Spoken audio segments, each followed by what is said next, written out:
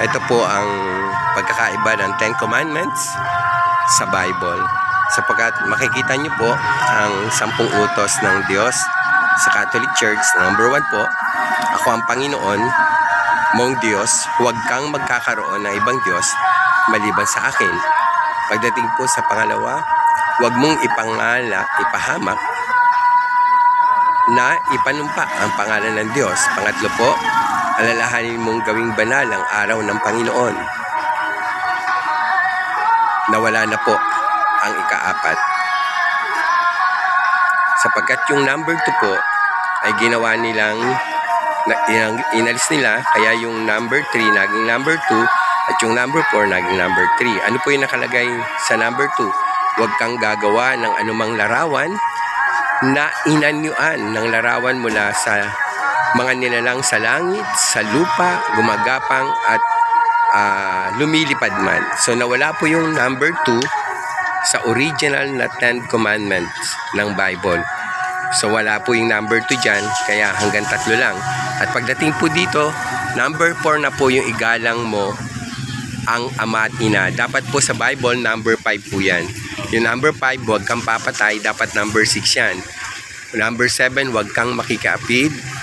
Number 6, huwag kang makikapid, dapat number 7 po yan. Huwag kang magnakaw, huwag kang magbintang o manirang puri sa iyong kapwa. Huwag kang magnasa ng hindi mo asawa at huwag kang magnasa na hindi mo pag-aari. Yung 9 and 10 po, sa original po ng Bible, magkasama po yan sa number 10. Kaya tinanggal po yung number 2 para itong number 10, ginawa po nilang dalawa para makompleto ang 10 Commandments. So yan po ang makikita nyong 10 Commandments sa simbahan ng mga Katoliko na iba po. Dapat po, ang para sa Diyos, 4 po yan eh. Yung pahalaga po dyan, yung pangalawa, huwag kang gagawa ng larawan na anumang inangyo ang larawan ng mga nilikha sa langit, sa lupa, at lumilipad, gumagapang man. Tinanggal po nila yan. At ng number 4, dapat number 5 po yan para po sa tao. Hanggang number 10, para sa tao. Ibigin mo ang iyong kapwa tulad ng pag-ibig mo sa iyong sarili. So yan po ang inyong makikitang pagkakaiba. At narito rin po ang World Vision. Bishop, naalaman ko na. O, magkano? 10K. Sabi ko sa'yo. Top. Etong simbahan, mabigat din yan. 10K pala. Tapos na yan, no, yung gurem niya. Ano ba yung huling lamay? 10K din. Ay, nakausap ko. 10K. Sabi ko sa'yo, magkasagot yan eh. Kasi interesado sila. Sabi ko kasi, alam ko na yung So, pinatatanong na nakasama ko. Ayan po, na-interview ni Pastor Rico. Hindi lang pala 15 yung kinanta, 20. Baka yung 5 doon sa sementeryo. Ewan ko lang. Hindi, ngayon na, 20 yung kinanta. Sabi ko, nakalabing, inano ko muna, na-appreciate ko. Ang gandang boses mo ah. May barya ka ba dyan? Bigyan mo nga. Yan. Ayan po si Kuya. Wala akong barya eh, oh. Wala akong perang dala sa bulsa eh. Ayan po. Ayan.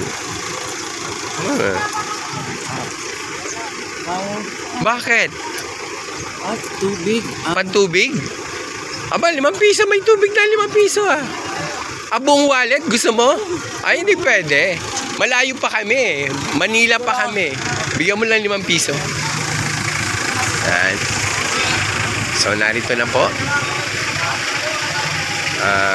ang kabaong.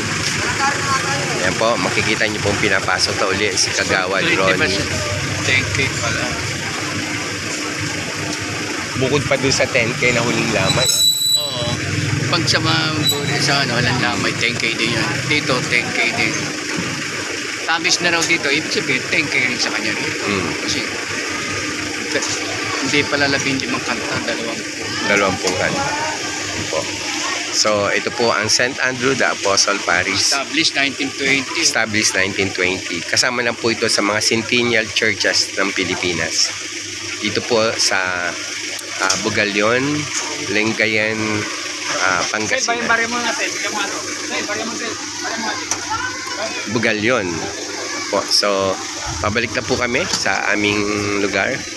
At ready na po si ate para sa ika-5 kanta.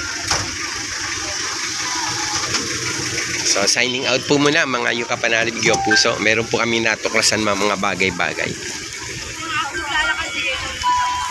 Signing out po. God bless you. See you po sa sementeryo.